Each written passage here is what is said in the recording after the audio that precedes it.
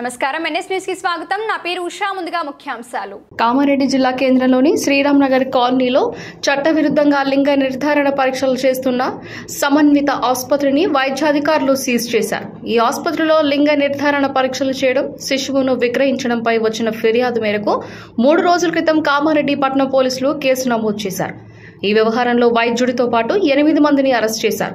దీంతో జిల్లా ఉన్నతాధికారులు వైద్య ఆరోగ్య శాఖ అధికారులు స్పందించారు। సంబంధిత ఆసుపత్రిపై విచారణ చేపట్టి అధికారులకు ఆధారాలను సేకరించారు। జిల్లా డిఎం అండ్ హెచ్ఓ చంద్రశేఖర్ సేకరించిన పూర్తి ఆధారాలతో పట్టణ పోలీస్ స్టేషన్లో ఫిర్యాదు చేశారు। అనంతరం డిప్యూటీ డిఎం అండ్ హెచ్ఓ శోభారాణితో కలిసి ఆసుపత్రికి వెళ్లి వైద్యులకు నోటీసులను అందజేశారు। ఈ క్రమంలో వైద్య ఆరోగ్య శాఖ అధికారులకు ఆసుపత్రి నిర్వహణ మధ్య వాగ్వాదం చోటు చేసుకుంది। అనంతరం సమన్విత ఆసుపత్రిని అధికారులు సీజ్ చేశారు।